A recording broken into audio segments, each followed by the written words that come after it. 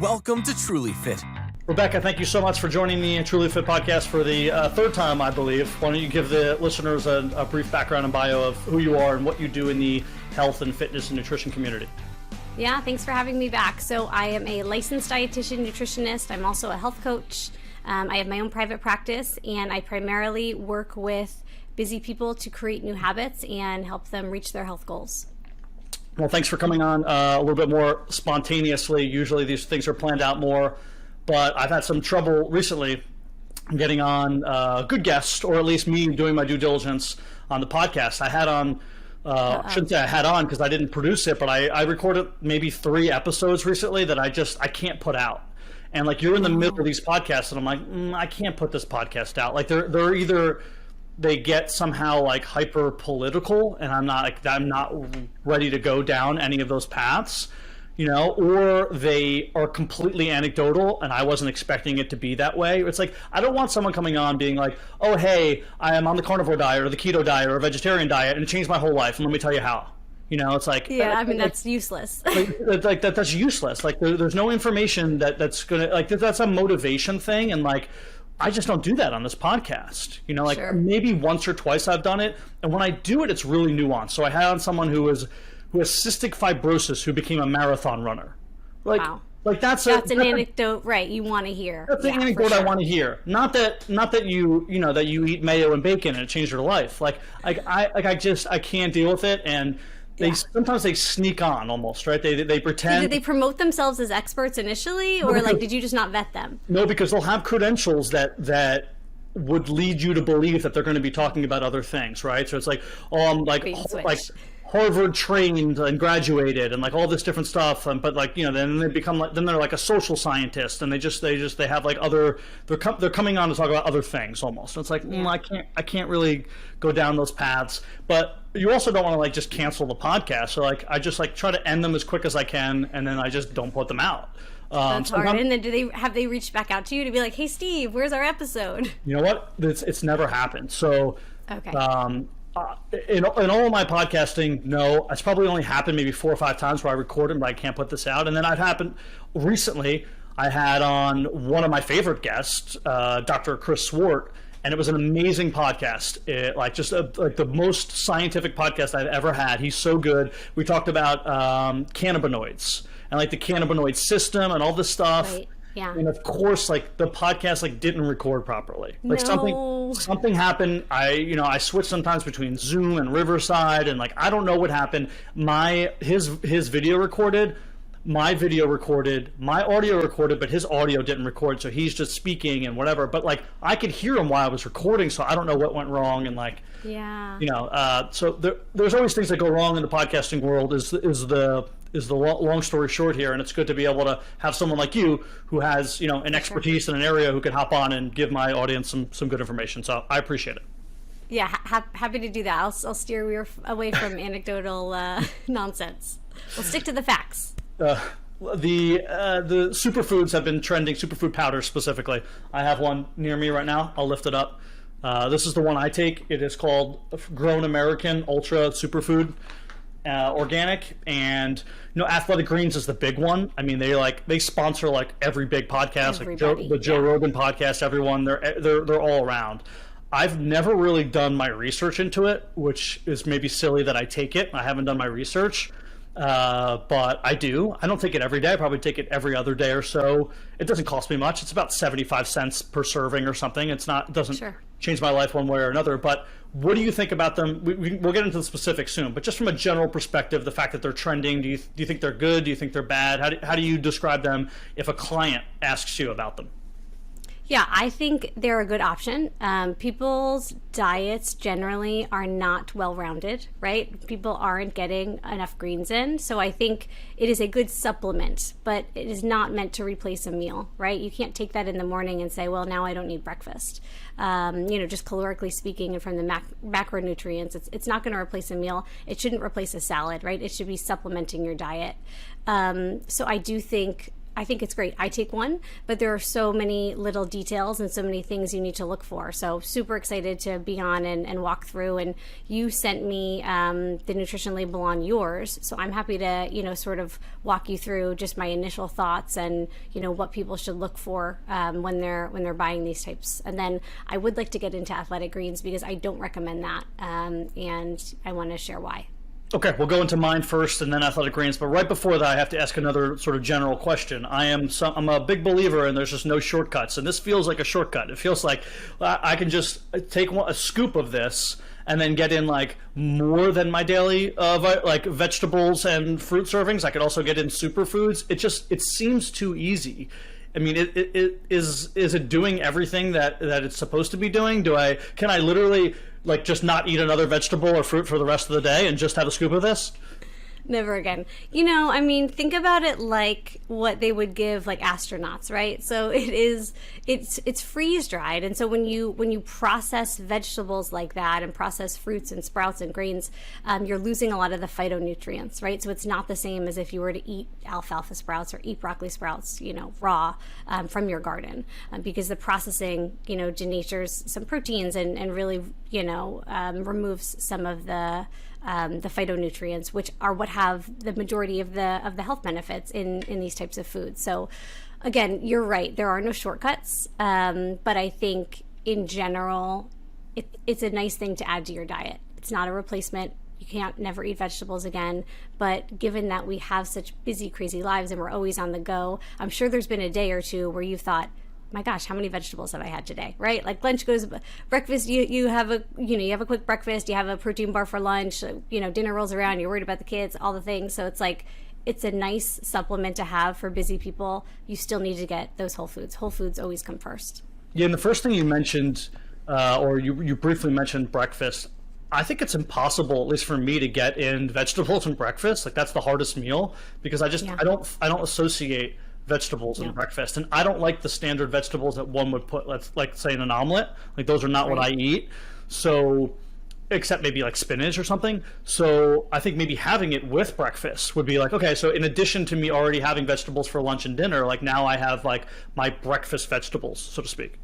For sure. And what I like to tell people is when you're creating a new habit, it's good to tie it to one that you currently have, right? Because that'll help remind you and pull it forward. So if you are going to take a green powder, most people do have coffee or tea in the morning. I say like take it right before or after that. So it's like that's a habit you already have. It's something you can remember to do, because if you want to get in the habit of having a green superfood every day, sometimes you just forget, right? So it's hard to develop that habit when you have a busy, crazy life.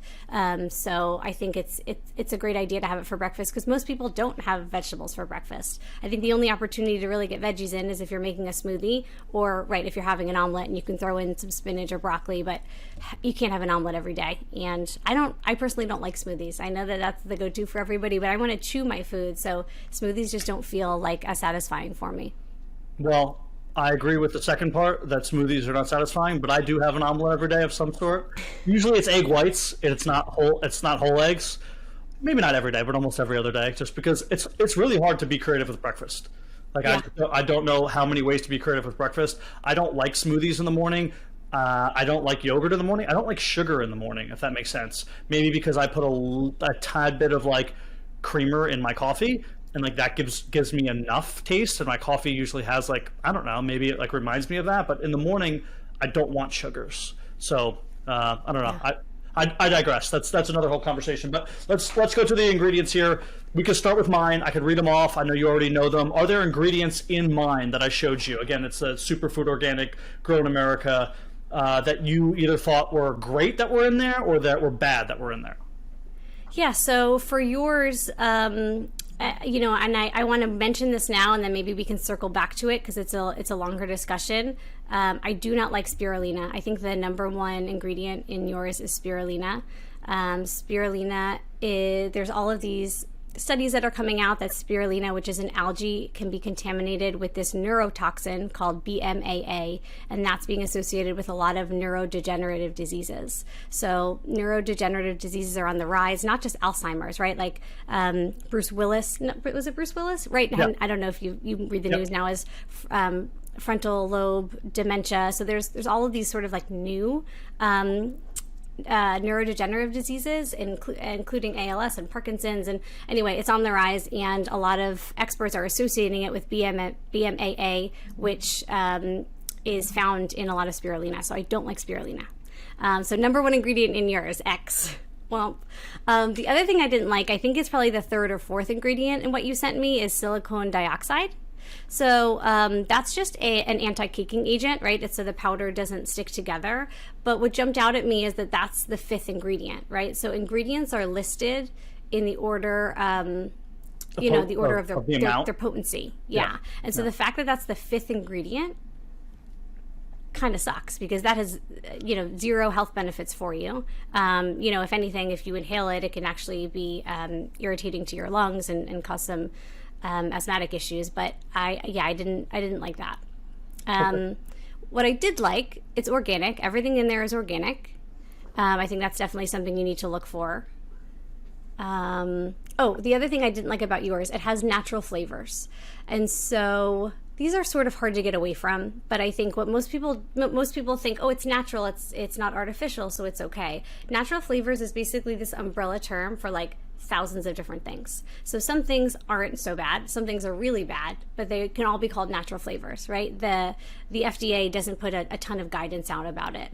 And so even though it's derived from something natural, like I think yours has natural apple flavor, right? So maybe it was derived from an apple, but you have to ask, how are they deriving it, right? What kind of solvents are they using? And then are those solvents, being filtered out in an effective way? Or are those solvents like, hexane or whatever entering into the food supply, which is what we found. So I try to avoid natural flavors if I can.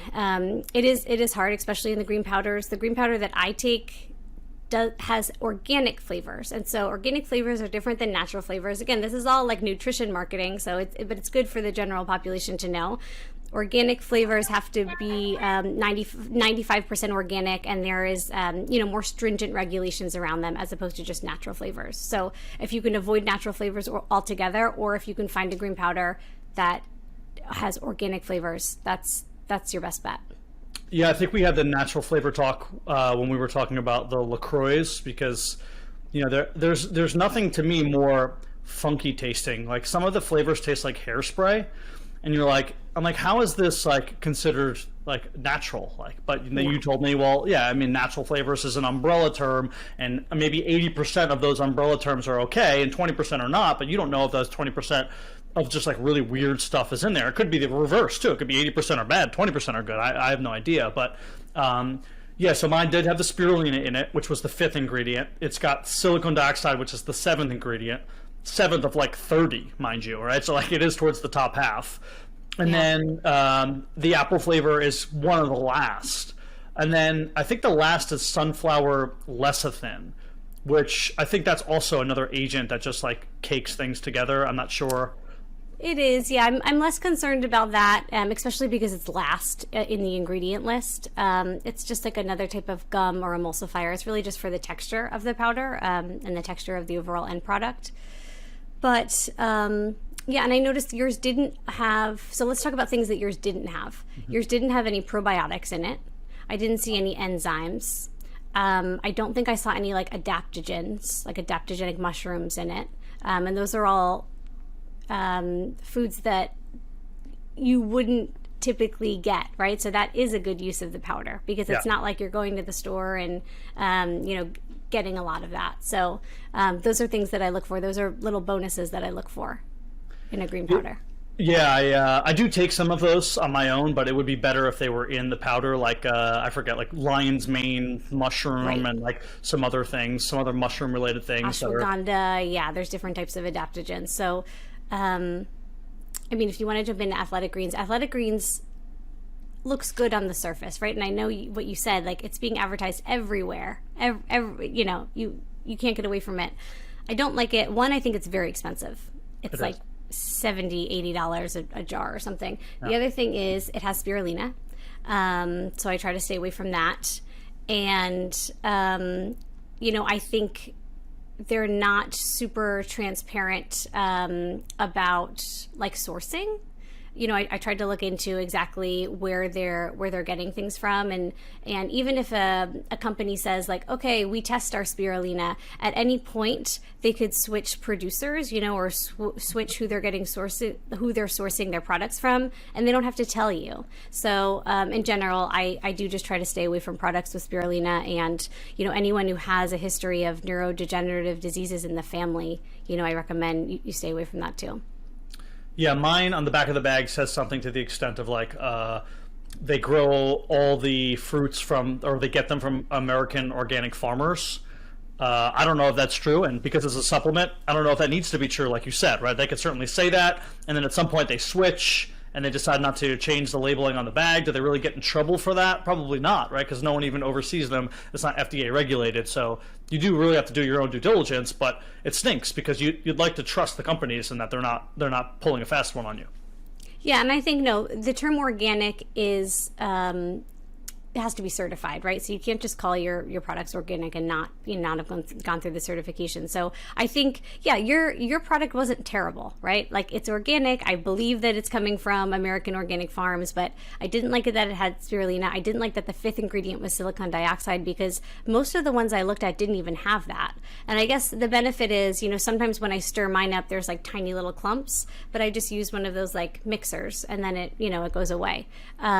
But the silicon dioxide being the fifth ingredient seems like kind of strange, Do you think, maybe you don't know the answer, but that they're putting the spirulina in because it's cheaper than some of the other ingredients, and it's helping like give, I guess you would call like more volume to it? Because I know that's what some companies do in general for any product that they're doing, right? They want to make things cheaper. They're like, okay, if I have 30 different ingredients, which the ones that are the most expensive, the hardest to get, I can't put that as the majority ingredient, even if it's healthier, because it's going to cost my company too much money? Or do you just think that they don't really understand the research behind spirulina, and they're assuming that this is only beneficial for us? Most people think of spirulina as a health food, right? It was touted as a superfood for a very long time, and it does, like other types of seaweed, it does have a lot of nutrients in it, right? It's a nutrient-dense food, but because of this contamination with the BMAA, the nutrition in medical world is very split. So if you Google it right now, you'll see a lot of articles that link BMAA and spirulina and to neurodegenerative diseases, and then you'll see people arguing against it and saying like, no, it's just associative, it's not causative, but like, I'm not ready or willing to take that risk. So I think the industry is very split on it, and spirulina has been in our products for a long time, so people just aren't willing to make the change. Maybe the company's not willing to change the formula given the new research, right? Yeah, and I think it's really hard to show causal in a short period of time, right? If this is something is new, so like associative is enough for me to at least like take a break from it and be like, okay, well, I'll wait till the final verdict is in. Like, there's obviously a reason why people are digging into this, right? It's not they're not just bored. They can be doing a heck of a lot of research if they are considering associative and continue to do a deep dive into this. Like, there's still a 50% chance this can come out to be bad. So why not just hedge your bets, so to speak? For sure, yeah, and I don't feel like there's an anti-spirulina lobby saying like, let's go after spirit, right? So it's and I do tell my clients that like I err on the side of being conservative, right? Just in general in my life with what I eat. Listen, the evidence is new, but I want to inform them so they can make their own informed decisions. Yeah, and if someone came to you and was like, hey, listen, I've been taking spirulina only, like exclusively for like 5 years, and I feel like it's changed my life and it's so good and it's doing so many great things for me. It's like, okay, well, if you think spirulina is doing all of this for you so great, then maybe like you're somebody who doesn't need to stop taking it because the benefits for you outweigh the negative. But like, sure, I don't even know the difference of spirulina in this powder or not. It's not changing your life. It's yeah, not exactly. My life. So, right. Yeah. So I think you might have mentioned this, but do you personally take them, and then have you recommended some of these for clients before, or at least allowed them to take it without any pushback? Yeah, absolutely. So I do personally take it. The one that I take is called, sorry, I have it here. It's called Garden of Life Perfect Food Green Superfood, no stevia. So you can find it on Amazon, and it's really reasonably priced. It's like $30. This is not an ad. This is just the one that I found that I really like.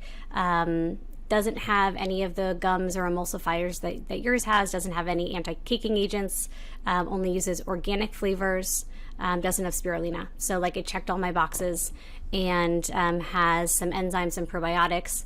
What it does not have, which I wish it had, is some more adaptogens. But I usually take them in a supplement form, right? You can take lion's mane or ashwagandha in supplements depending upon like what you need them for. So that's the one that I recommend. And I recommend it to clients for a few reasons. One is it helps to hydrate, right? It's nice to have, like, I always ask my clients to have a glass of water before and after coffee in the morning. A lot of people don't like to do that, but if your glass of water also has a scoop of green powder, it's still water, right? You're still helping to hydrate, so that's beneficial.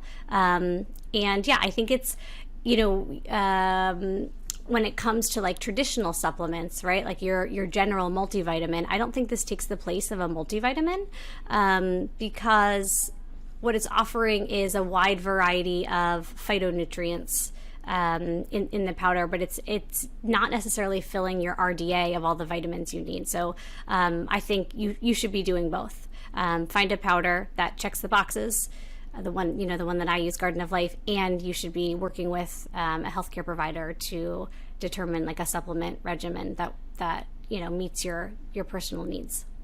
What if that same exact brand had all of those ingredients, but at the very end it had stevia extract? Would you use it? Oh, for sure. Yeah. And so they do different types, and this one has like different flavors. I just prefer the one that doesn't have flavor. Like, I want my green juice to taste grassy. I squeeze some lemon in it. I don't like something that tastes too fake, right? You were talking about like tastes like hairspray. It tastes weird. So the stevia is fine. It's one of the better sweeteners. In general, I think I try to get clients, instead of necessarily switching over to a 0-calorie sweetener, we really want to change our palates, right? And we want to just get our palates used to less sweet foods, because stevia is even more potent than sugar as far as like our taste buds go. And so that can lead you to crave more sugar down the line, right? So like ideally what we want to do is slowly remove the sweeteners from our diet and our drinks. So for stevia I'm okay with, but yeah, the one that I use doesn't have stevia in it. Yeah, it's amazing how fast your taste buds change. I don't know the science behind it, but like I could, I use creamer in my coffee. Like I said, my creamer is, I don't know, some sort of organic creamer. It has like 1 sugar in it maybe, and like 1 gram of fat or something, right? There's like 19 calories or something in it. Sure. And I barely use any of it. But if I don't have it and I run out of it, and I just like go 2 or 3 days with regular black coffee without having any of it, I'm okay by like the 3rd day. Like my taste buds no longer need that. And really, to me, it's not, obviously your taste buds are connected to your brain, right? It's sending like a signal, like a neuron. So just like, but me, it's really just like the second I taste it, I'm like, this is actually better than the day before, and better than the day before. Like every day it gets better. So it really is. We forget about that. I know it sounds like such a simple concept, but we forget like this. Like, of course, the first day it's going to be bad. Like it's always bad. But just give it like 3 or 4 days, and then you're going to get used to taking this sweetener out. 100%. Yeah, I have a 3-day rule. If clients are like really, really craving food, or even, I think post COVID and during COVID, a lot of people were relying on alcohol more than they normally do, right? Because it was a very stressful time. We're all trapped at home. And so I've worked with clients that don't necessarily have an addiction, but have sort of developed like more of a habit. And so like if you can stop for 3 days, you don't really miss it. You don't crave it. You don't want it. And I think that's true. Not for people who have alcohol addiction, but for people who have just made it more of a habit. I think that's true for alcohol. I think that's true for sugar. I think it's true for really carb dense foods. 3 days is all you need. And then like your palate changes, your taste buds turn over, and you're able to make a more mindful decision about what you really want to eat. Yeah, I noticed that with wine. I'm not someone who drinks a lot of wine, but let's say I have like a glass of red wine one night. The next night I won't necessarily want a glass of red wine, but I'll want something sugary in that same time frame, right? So let's say it was 6:30. It's like, okay, my brain said 6:30. Like you had, 2 nights ago you had some sort of like, low calorie ice cream bar, and then you had like a glass of wine at 6:30 the night before. So it's like, this is just what we do at 6:30. We have something that has a little bit of sugar or faux sugar in it. So let's get this going. But like you said, a day or two or three off, that quickly, dissipates, and you don't have that anymore. Yeah, you notice that as well. Right after 3 days, you're like, okay, I don't need it.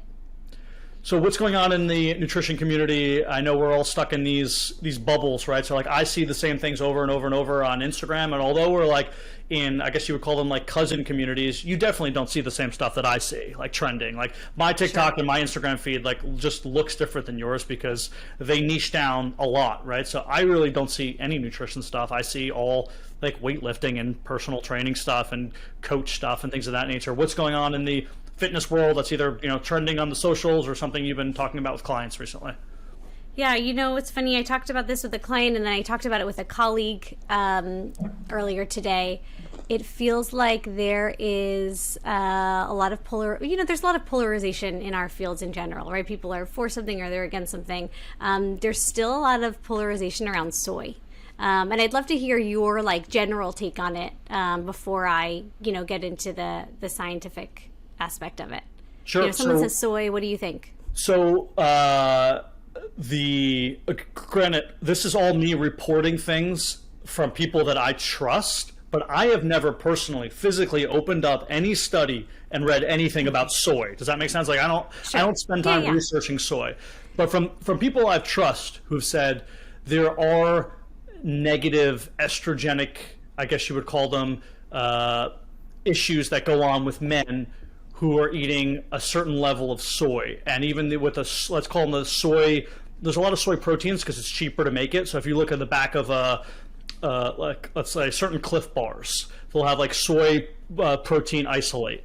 And apparently when they've done the studies in soy protein isolate, it somehow raises or aids in raising estrogen to some sort of small, minute level, but overall, I guess, in men's health, that could be deleterious long term. This is what I've been told. I don't really know. I do know that soy is extremely cheap, and I don't trust cheap things all the time. Why is it so cheap? What is it doing in my body? So I barely eat soy, and I don't know if I'm doing the right thing or not. Yeah, okay. Well, there's different types of soy in the same way that there's different types of meat, right? And so like there's a saying out there that it's not the cow, it's the how, right? It's like, it's very different if you're having a grass-fed Kobe beef cheeseburger or if you're going to McDonald's, right? Like the quality of the meat is really like what makes the difference. And so the same things with soy. So soy protein isolate, you want to stay away from. You're right, that's the cheapest stuff, that's the filler.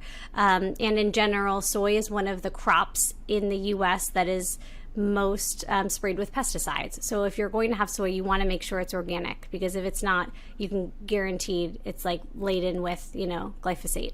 So you want to make sure it's organic. However, as far as raising estrogen, it's actually the opposite. And there's so much misinformation out there about this. I have clients who are like more afraid of soy than they are of cigarettes or alcohol. And I'm like, what are you doing? So if you have a hormone-related cancer, so like women with breast cancer, sometimes they take these medications called aromatase inhibitors, and what that's going to do is that is not going to allow your body to produce any estrogen, right? So if you are in that camp and you are on that type of medication, you really want to stay away from soy because you don't want any additional estrogen.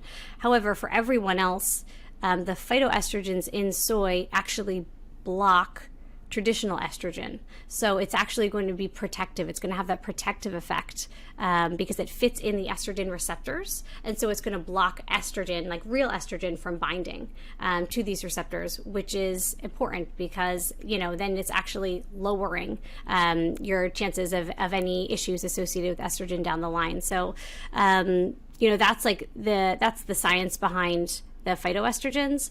But also if you look at the landmark studies they've done in China and Japan, these people have been eating, soy 3 times a day for thousands of years, and they have way less rates of certain cancers, compared to the U.S. And obviously there are different lifestyle factors from the U.S. to Asia. But if you even, looking at the studies and accounting for all of that, it really does have protective effect, even for men, against prostate cancer and other cancers. So I think it's a great way to get some extra protein in. You just have to make sure it's high quality soy. So it has to be organic tofu, organic soybeans, organic edamame. The soy protein isolate that's in powders and bars is definitely something you want to stay away from. Well, that makes a lot of sense. And I do think maybe unknowingly these people, they don't know that that's an option. They don't know that they can get a better version of soy. So when they are talking about this, they're only talking about the cheap versions of soy, right? And maybe there are studies specifically on like soy protein isolate.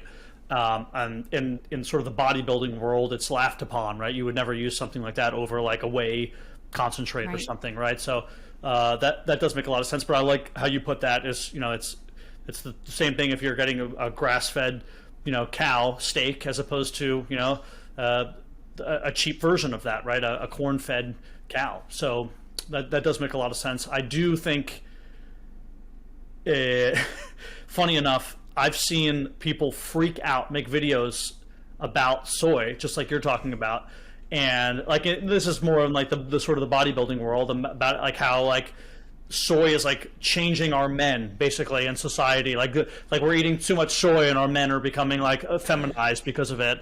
And it's just it's ridiculous that people are willing to, again, hear about a study, not do their own research, and then have like such a dyed-in-the-wool view where they're willing to like go on camera and yell and tell people that their lives are being ruined from like something they know absolutely nothing about. But that just and I think like you said you've like listened to people you trust, and I think when you're vetting people you trust, right? Because most people aren't going to open up a 30-page journal, right? Some people don't even have access to those like online journals where you can actually read the research yourself. So I think when you're trying to vet people that you trust, look for someone who's not like, who doesn't have a dog in the fight, right? Who's not like, if their whole career isn't built around the keto diet, their whole career isn't built around carnivore, right? Because there's that one guy who's like I'm not sure if you're familiar with him, his whole career is built around carnivore diet, and he's written all these books, and it's like, okay, if he finds evidence against that, well then his career crumbles, right? So like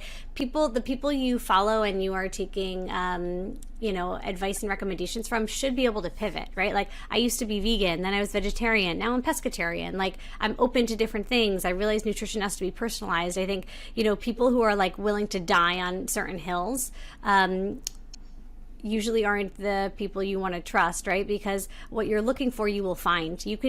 There's a lot of funded research out there. There's a lot of ways you can skew things. And so if someone, has an intention to present information in a certain way, they're going to be biased. So I think it's nice to, like, even with spirulina, I've said, like, I don't recommend it, but I'm very conservative, right? There's like mixed research out there. And so like, I think you have to really, especially with social media, you need to vet who you're listening to and make sure that they don't have a dog in the fight, so to speak, with what they're presenting to you. Yeah, and especially when it doesn't seem to be that outlandish, right? It's like, oh, we've shown some sort of study at some point has shown that soy has some estrogen connection somewhere, right? So it's like, okay, so if you already make that leap, right, that first leap, and then why wouldn't it be that difficult to make the second leap, that this is causing problems, right? So I think that's really the problem, is we trust our intuition too much sometimes when it comes to the science and stuff. It's like, oh, well, I make this first leap and then I heard this, so this must make sense. It's like, well, back up. It's typically the answer is always more complicated than you think, right? Yes. We try to simplify. This causes this, but it's like there's so many variables, there's so many things going on, right, and there's so many layers to these things, and we don't know exactly what was tested. So let's just take a step back and understand that, like, this all the evidence is not in on anything. And that's the best thing about science, right? So even when you think you know something, all the evidence is not in yet. There's still more evidence to come about. And that's why I always hedge my bets, and I tell people to hedge their bets, because you're going to look stupid. You're going to look like a charlatan at some point when you base your whole career around something. You've been telling clients something forever. In the fitness industry, what we have, our equivalent, and I was guilty of it too, Becca, everyone was, is that, like, we all learned, don't go knees over toes. in our culture, in the Western culture. Do you know what I mean by that? So Sure. when When you squat. Yeah. you squat or when you lunge, right? When you're lunging, when you squat, you have to a little bit. Usually, it's more like knees over shoelaces when you squat, right? Mm-hmm. We're all built a little bit different anatomically, how our hips build and stuff. So it depends on how you're built, but especially when you lunge, they say, really keep good 90-degree angles. Your knees directly above your ankle, and then it's equivalent with your hip. We really don't want those knees coming over the toes. And that's not bad advice. But what that does is that starts to limit ankle mobility. That starts to keep your calves a little bit tighter because you're not outstretching the soleus and gastroc. And what they find is long-term, that's actually causing a lot of knee issues for people, right? So if you have knee issues, you don't want to go knee over toes because that'll hurt you.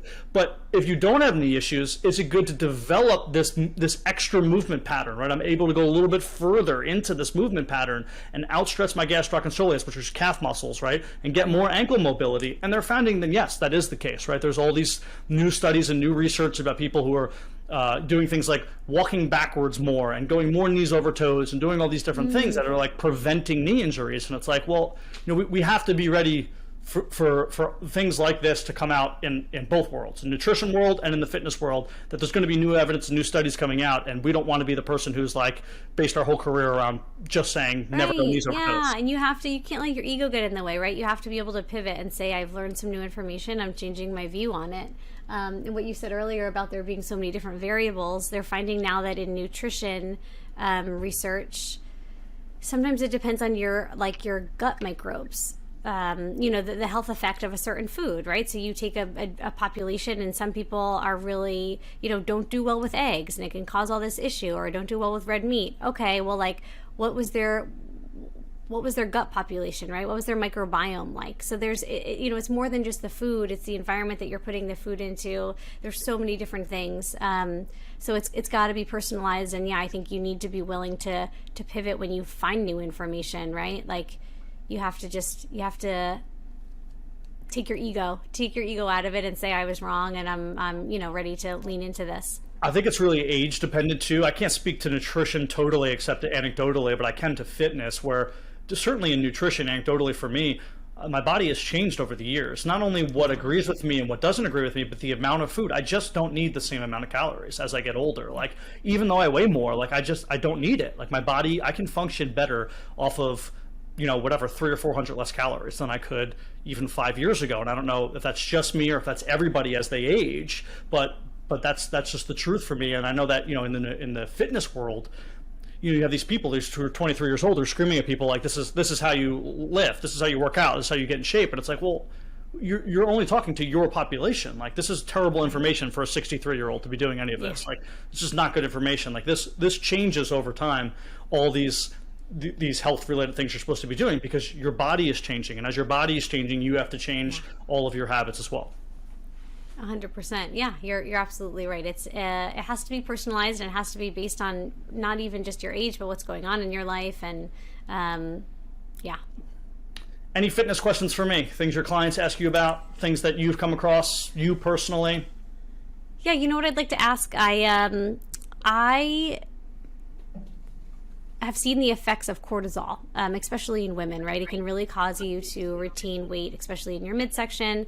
And so what I recommend to my clients is, if you are feeling stressed, try to avoid really high intense workouts, because that can raise your, continue to raise your cortisol, and that can actually prevent weight loss. And so, I do recommend going for walks, just really low impact thing. Going for walks, walking on an incline on a treadmill. And I wanted to get your feedback on that specifically, like walking on an incline on a treadmill. Is that beneficial? Like, is that doing anything? Is it, kind of worthless? And then, if you want to weigh in on the cortisol and high intensity exercises, would love to hear your feedback. Yeah, I'll start backwards from the cortisol. There's people who are, I would call them cortisol junkies, and they feel like crap in the morning, and they assume that this workout, and I shouldn't say assume, because it does, when they're done with their workout, they feel better, right? They feel more lucid, their brain is firing better, their endorphins are going, cortisol's up, all the stuff is going.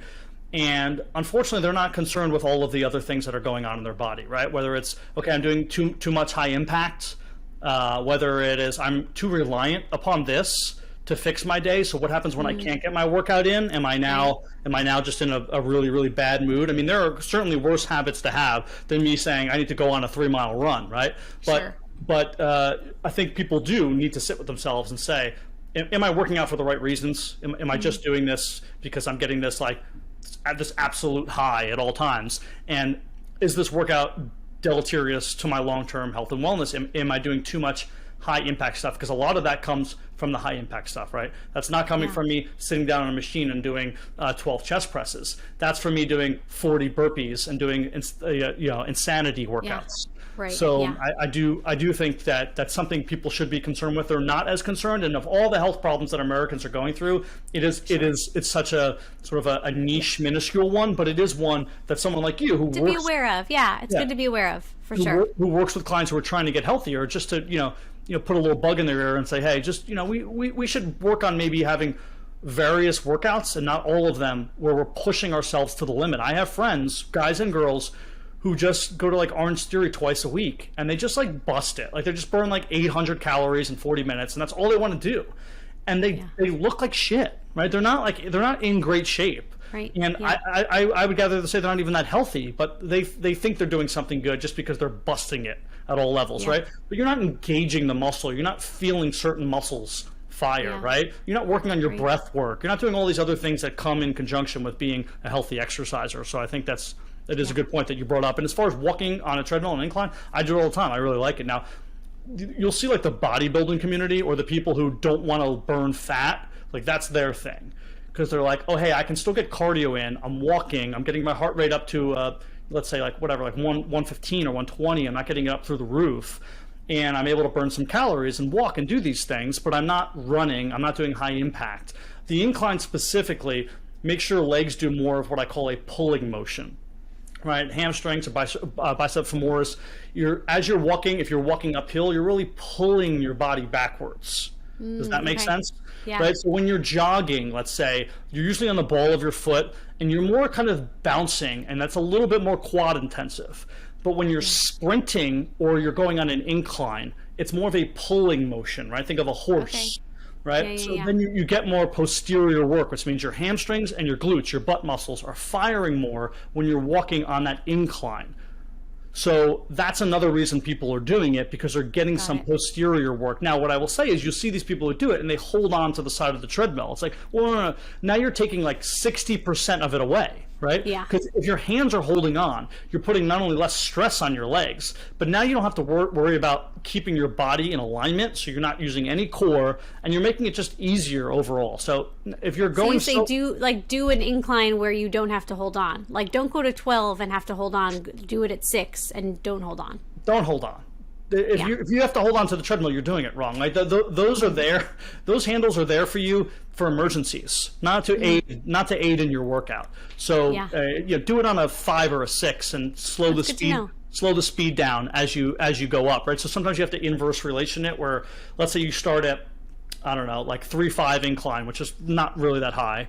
And you start at a 4-2 speed, which is pretty high to do that 4-2 walking, the 3-5 incline. As you go up an incline, maybe I go from 3-5 to 4, I might have to take that 4-2 speed down to 3-5, right? You might have to sort of do an inverse, and you're not really giving up much there. You're still challenging yourself from a cardiovascular perspective, and from, again, like we said, a posterior chain perspective.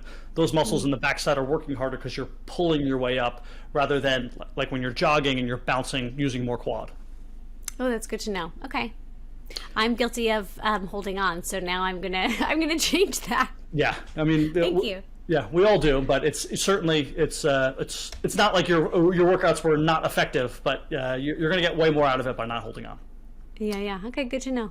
Well, this has been fantastic information. Thank you so much for hopping on and talking about this, and I'm sure we'll hop on again to talk about other nutrition-related stuff in the near future, hopefully. But let my listeners and audience know where they can best find you, whether they want to work with you or whether they just want to reach out to you or follow the stuff that you put out and promote. Yeah, absolutely. So my Instagram is Happy Healthy Nutritionist. You can find everything there. There's links to my website and my courses and everything. So you can check me out there. My guest today has been Rebecca Washuta. Thank you so much for joining the TrulyFit Podcast. Thank you.